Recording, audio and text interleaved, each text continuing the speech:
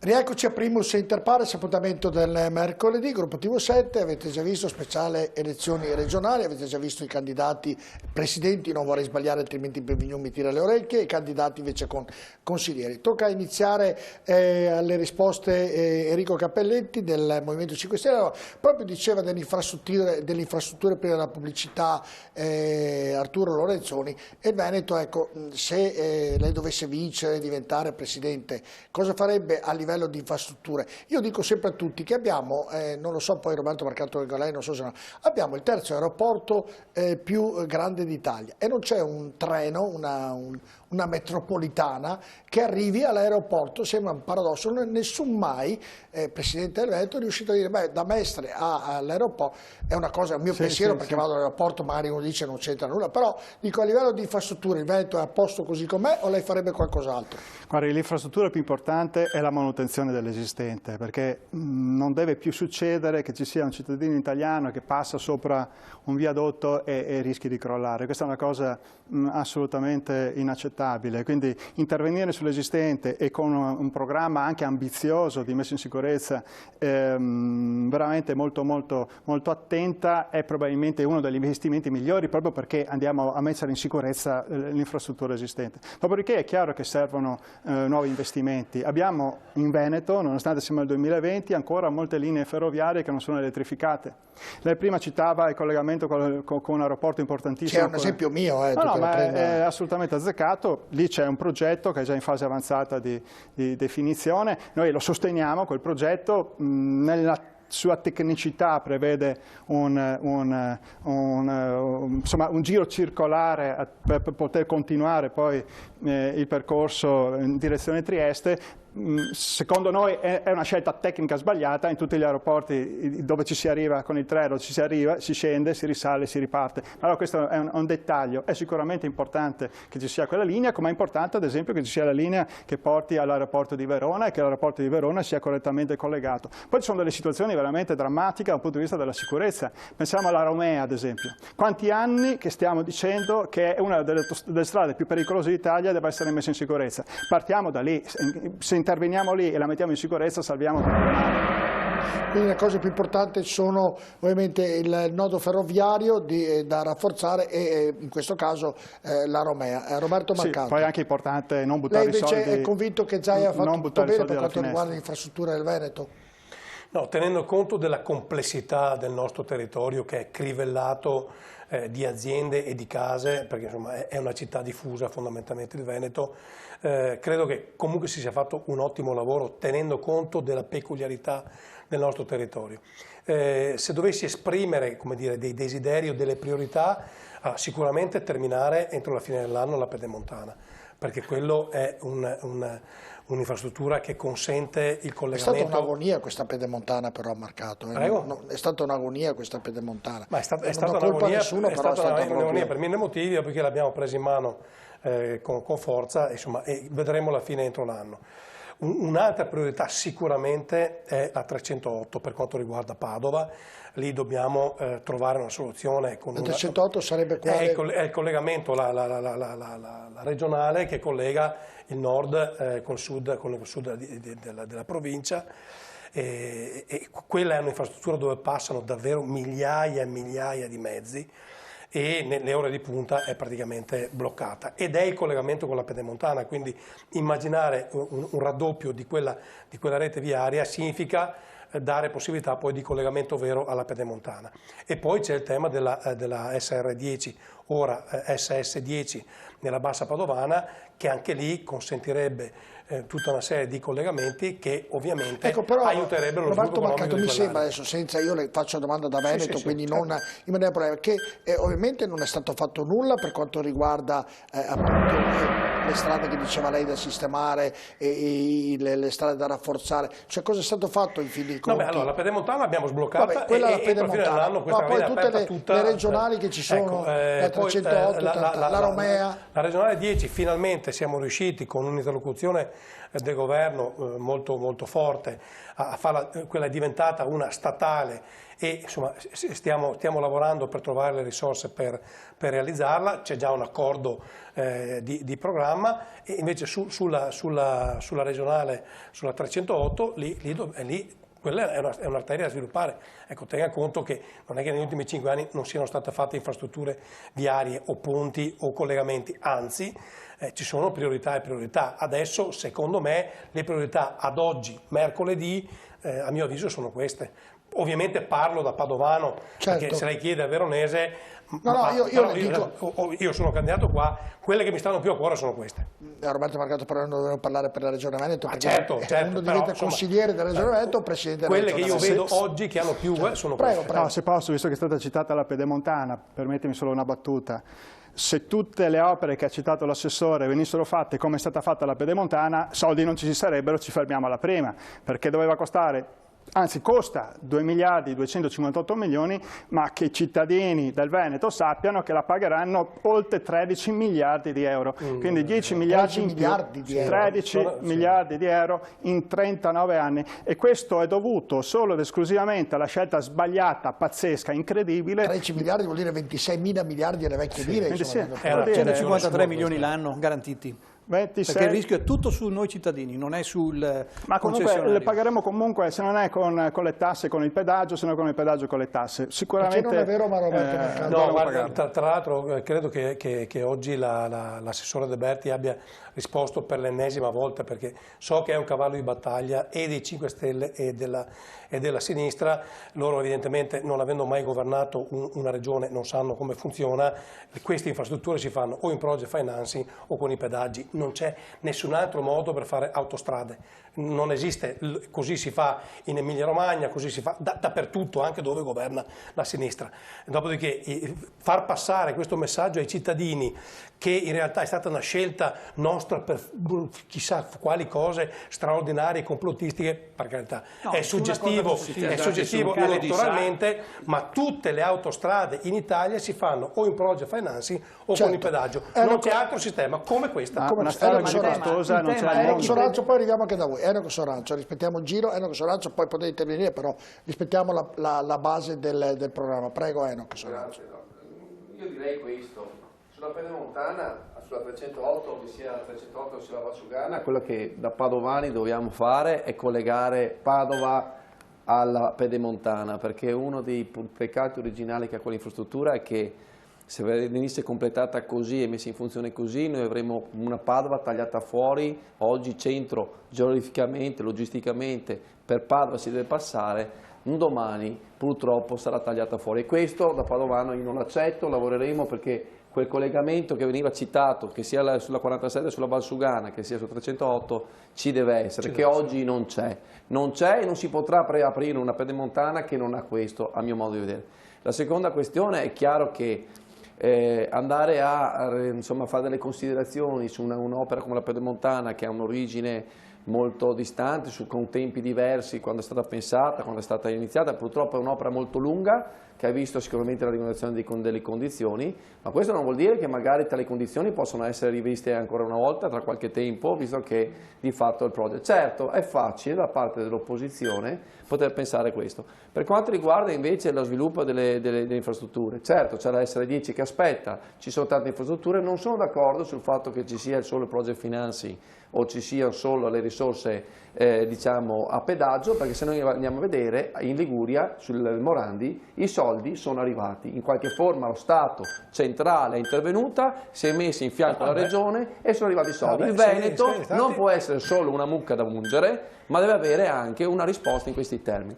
Ultima considerazione è la mobilità. Se posso concludere, la grande opera che dobbiamo fare come Veneto è velocizzare lo spostamento mettendo insieme ferro e gomma, cosa che si sta facendo e presto speriamo di farlo, con tutti gli interventi. Pensiamo a Schiavonia, che noi abbiamo un ospedale che non ha quell'infrastruttura dove si potrebbe mettere insieme la ferro e gomma con una stazione ferroviaria insieme al trasporto su gomma, tutto oggi previsto, che io ho previsto anche nel piano che Arturo Lorenzoni conosce bene, sul quale sono sulla virgola preparato, che attende una risposta. Ecco, noi dobbiamo mettere un Veneto che mette insieme tutti, che faccia muoversi veloci i cittadini a basso costo, in maniera sicuramente sostenibile dal punto di vista dell'ambiente, e soprattutto per aperto un turismo che possa viaggiare in tutto il Veneto e toccare tutte le meraviglie di questo Veneto. Vicente Gottardo, poi vi chiederò in mente tutte le idee che avete, però alla fine i soldi dove li trovate, perché alla fine ogni campagna elettorale si sono tante proposte e poi alla fine non vengono mai mantenute. E Vincenzo Gottardo, in generale con tutti, dunque è una cosa che qui in Italia si ripete puntualmente. Sulle infrastrutture non si scherza, perché dietro lo sviluppo delle infrastrutture ovviamente c'è lo sviluppo dei territori, c'è la nascita di territori, la crescita dei territori, le aziende, per cui abbiamo parlato di 308, abbiamo parlato della Valsugana 47, che ovviamente per i padovani sono temi particolarmente importanti, così come la strada regionale 10.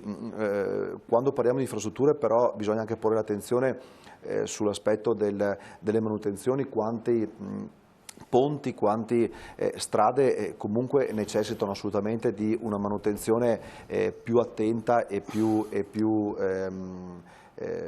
mi viene da pensare per esempio al ponte di Curtarolo, tanto, insomma, su cui tanto si è parlato, e che è un ponte che è ancora lì fermo. Il governo... Gottardo, se un giorno tocchiamo ferro, ma tocco dappertutto se c'è ferro, cade qualcuno quel ponte lì, io sento da un anno che va avanti con anche il presidente della provincia di Padova, con tutti, quel ponte è pericoloso, rischiamo, lo sappiamo tutti, lo sa il mondo intero, e se cade, poi cosa andate a raccontare? Il problema è proprio questo, che nessuno ha mai ammesso la propria responsabilità, ma la responsabilità è sempre stata scaricata da uno o dall'altro, senza riconoscere la paternità di quel ponte. Il ministro insomma anche recentemente ha assicurato un contributo importante che sarebbe arrivato dallo Stato, contributo che però oggi non è arrivato, e quel ponte continua a vivere. Io non voglio tirare la lancia o la freccia. Stiamo parlando di 20.000 veicoli al giorno che passano. Io guardo, faccio un paragone, non col Morandi, che giustamente a Morandi è successa una tragedia immane. Io guardo Padova, a Padova c'era il ponte di Vigonovo qui vicino, che della tangenziale, non so chi è la gestione, se è il comune, che non andava bene, in un anno l'hanno cambiato. Mi domando, Curtarolo, dove c'è quel ponte lì, se ne parla da più dello stesso periodo, a Padova è stato fatto, perché non viene fatto anche lì? Cioè, la domanda mi pongo, perché è pericoloso per il cittadino? Cioè, mi domando perché non viene fatto. Intanto sicuramente stiamo parlando di quantità di denaro per affrontare quell'intervento, sicuramente si rischia che succeda qualcosa di grave, di entità diversa. Quel ponte purtroppo stiamo parlando di un ponte che è provinciale, un ponte che è di proprietà della provincia, per cui il responsabile oggi della sicurezza è il presidente della provincia, e Enoch Soranzo ben conosce insomma quella situazione. Ponte che però abbiamo ereditato, e per cui insomma bisognerebbe anche riconoscere la paternità degli anni che hanno preceduto. La perizia che è agli atti non è una perizia, non cade se vengono rispettati i limiti. Esattamente. Va bene, allora bisogna andare piano, parole povere. Arturo Monazzoni, per quanto riguarda le infrastrutture. Infrastrutture vuol dire trasporti, ma non solo trasporti. Vuol dire tutto. Cioè, certo, infrastrutture vuol dire anche sanitarie, vuol dire infrastrutture verdi, su cui l'Europa con Recovery Fund ci dà un'indicazione molto forte di fare investimenti. Pensiamo che il nostro territorio sta soffrendo tantissimo, ma perché è minacciato da delle situazioni che sono molto diverse da quelle del passato. Il cambiamento climatico, per esempio, ha fatto sì che i bacini nostri non siano dimensionati. Allora vuol dire fare i bacini di laminazione, vuol dire fare tutte le opere di protezione a livello forestale per trattenere l'acqua quando vengono queste bombe d'acqua come quelle dei giorni scorsi, in modo che il territorio sia protetto da sé. Su questi investimenti il Veneto ha fatto pochissimo, cioè tutto lo smantellamento di quella che era il settore forestale della regione di questi anni e l'accorpamento in Veneto Agricoltura è stato un impoverimento di questa che era una delle cose riconosciute come straordinarie per il Veneto fino agli anni 90, inizio anni 2000, e su questo bisogna intervenire. Poi sui trasporti, io sono d'accordissimo, abbiamo dei progetti che sono ancora dell'inizio degli anni 2000 e pensiamo di metterli in atto adesso. Sul GRAP, per esempio, ne abbiamo parlato con altri amministratori, c'è un progetto che è tra il 2003 e il 2006 e pensiamo di metterlo in atto adesso, ma dobbiamo riconsiderare quel tipo di opera e capire se è ancora l'opera che ci serve, perché con la crisi del 2008 e quella del 2020 il mondo è cambiato radicalmente. Allora dobbiamo ragionare in termini di sistema con delle infrastrutture sostenibili. Citava il treno verso l'aeroporto, l'ha fatto Bologna e oggi per un cittadino padovano, è triste dirlo, ma è più facile andare a prendere il volo a Bologna piuttosto che a Tessera, perché da casa mia io con i mezzi riesco ad arrivare in aeroporto a Bologna e non riesco ad arrivare in aeroporto a Tessera con il nuovo mezzo che hanno fatto. Ma c'è l'SFMR da recuperare, che era un progetto bellissimo per rendere accessibili le nostre città e per lavorare su quella che è una metropoli diffusa che è il Veneto. Cos'è per i nostri telespettatori? Il sistema ferroviario metropolitano regionale, che era un progetto impegnativo, ma sicuramente visionario della prima gestione, diciamo così, Forza Italia della Regione del Veneto, accantonato poi dall'amministrazione della Lega. Io credo che sia un progetto che vada recuperato, magari rivisto, però quel miliardo che ha messo il governo, per esempio, sulle infrastrutture ferroviarie nell'Alto Bellunese con l'elettrificazione, va nella direzione di creare queste infrastrutture, ma come si diceva, va integrati diversi livelli amministrativi per cui le misure che mette il governo siano coerenti con quelle che mette la Regione, non che si torni indietro.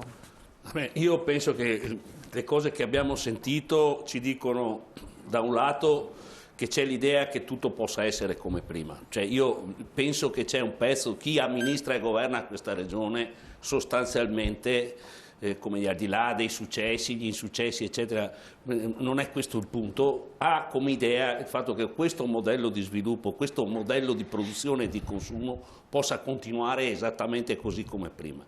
Io penso che non sia così, non è così perché abbiamo affrontato la tempesta del Covid che non è nemmeno uscita e ha cambiato il quadro dell'economia globale e siamo come dentro la manifesta realtà di quelli che sono gli effetti pesanti degli cambiamenti climatici. Tutto questo è escluso dal dibattito del centrodestra nel nostro. Io ricordo che nel 2019 l'amministrazione di Verona, ripeto il nome della città, ha praticamente finanziato un convegno promosso dalla Lega, da Comencini, un convegno negazionista, per dire che il tema dei cambiamenti climatici non era fondato su basi scientifiche. Adesso io credo che chiunque dica questa cosa sa di dire una scemenza inenarrabile, ma il punto non è questo.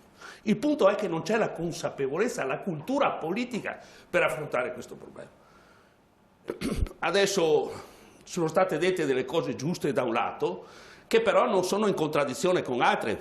Parlo di quello che ha detto. Noi siamo ovviamente d'accordo col sistema ferroviario metropolitano regionale, lo siamo sempre stati e crediamo che oggi sia ancora più utile. Io credo che infrastrutture fondamentali siano quelle, ad esempio, che servono per mettere in connessione i cittadini. Ma penso che la TAV, ci spendono 10 miliardi per fare la TAV, di euro, per portare l'alta velocità. Si sta facendo, l'altro giorno è stato fatto un accordo, c'era Zaia, c'era la ministra Micheli del PD, tutti sono d'accordo che bisogna fare la TAV. La TAV significa una riduzione dei tempi da Milano a Venezia di pochi minuti e costa un sacco di soldi, 80 milioni al chilometro. Con quei soldi quanti investimenti si potrebbero fare sul nostro territorio?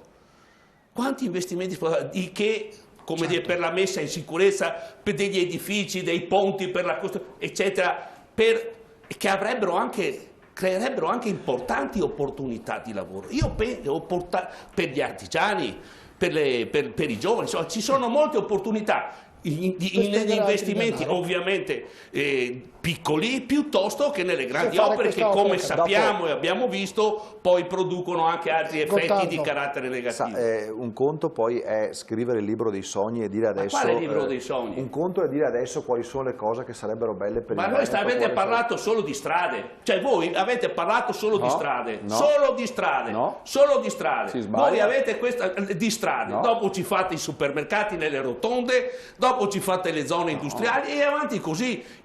Questo territorio con questa logica è stato cementificato, ma non è solo colpa vostra, perché lo stesso pensiero politico, la stessa logica ha animato il centrodestra e il centrosinistra. Scusi, chi c'è il governo a Padova? Ma guarda che non ho capito. Chi è che ha aperto i supermercati nelle rotatorie? Non ho capito, il centrodestra o il centrosinistra? Guarda che sfondi una legge regionale che lo impone, guarda che io non sono nell'alleanza, non sono nell'alleanza col centrosinistra esattamente perché pensiamo pensiamo che non ci sia coerenza fra le proposte.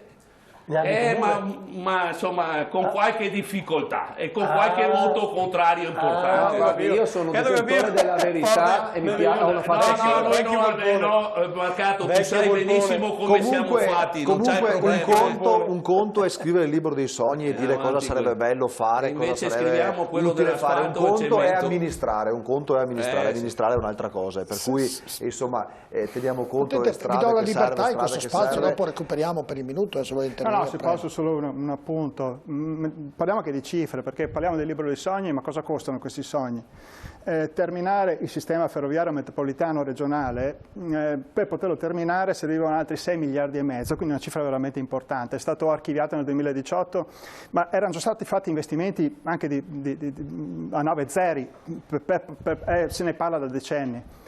È stato preferito, ed è stata una scelta politica, investire sul TAV 8 miliardi e mezzo, cioè di più del sistema ferroviario metropolitano, che avrebbe risolto tantissimi problemi, soprattutto di viabilità, di congestione, di inquinamento e quindi di tutela della salute e qualità della vita.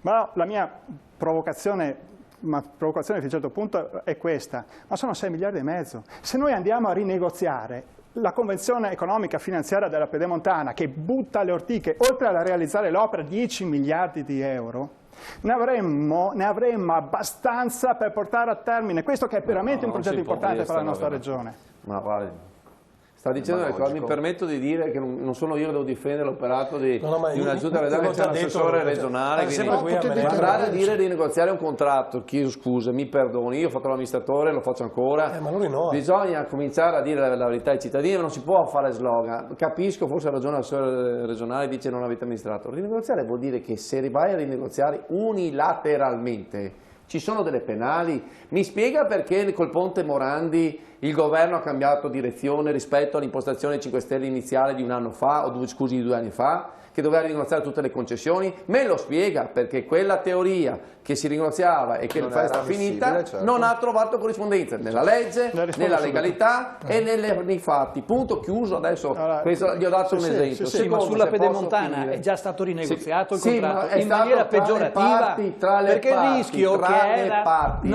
La formula magica è tra le parti. Assolutamente no, perché il privato ha interrotto i lavori, è stato costretto l'amministrazione ad andare a rinegoziare, prendendosi una stecca sui denti e obbligando i cittadini. Non è così, c'è una proposta di un privato che ha chiesto la rivisitazione del piano. È una pagina triste della storia. A me piace parlare in modo preparato e competente. Anche a me, e vedo che non visto che lei, siccome prima l'ha entrato in campo, lei è stato vice sindaco fino a ieri, qualche giorno fa, e le rotatorie sulle supermercati ce l'ha a fianco. Però posso spiegare una cosa? Adesso andiamo un attimo sul dunque, che a me non mi interessa, perché poi ai semi... Per dover di cronaca, alle rotatorie ci sono anche dei benefici. Per dover di cronaca, Soranzo, anche a Selvazzano nelle varie parti, poi sui mercati, perché entro i 1500 metri uno può aprire l'attività che vuole e dà lavoro, quindi è un compito regionale, non è un compito non è la regione, fino a 1500 metri è lo Stato. Lo Stato, allora non c'entra il sindaco. Se un imprenditore vuole aprire, sopra i 1500 andiamo dalla regione.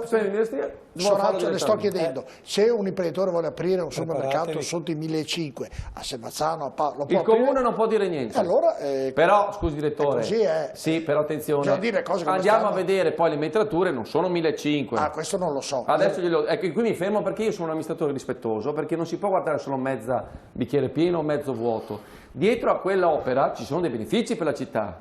Non è che non sono stati portati a casa i benefici. No, intendo 1500. No, intendo dire, no, perché bisogna dire le cose come stanno. Ma torniamo al dunque, perché sennò ci perdiamo su Padova, ma noi stiamo candidando a amministrare una regione che è fantastica, e ce ne invidiano, che è in difficoltà e che fra 25 giorni chi amministrerà dovrà avere il compito in pochi mesi di mettere risorse e risposte immediate, perché sennò il Veneto non ce la fa. Perché chi non lo sa, e glielo diciamo, il Veneto ha tra la propria produzione un indice di export. L'export oggi sta soffrendo e le regioni, tranne il Veneto, che non hanno questa caratteristica, che era un punto di forza, non soffriranno nei prossimi mesi post-Covid, la crisi economica, come soffrirà il Veneto. E ci sarà una classe dirigente politica che deve governare, che dovrà decidere in fretta, determinati, con competenza, assumendosi la responsabilità e con coraggio, per risolvere una regione fantastica. E che lo merita. Fermoli, perché per la felicità di Arturo Lorenzoni andiamo in pubblicità, arrivate con noi tra poco.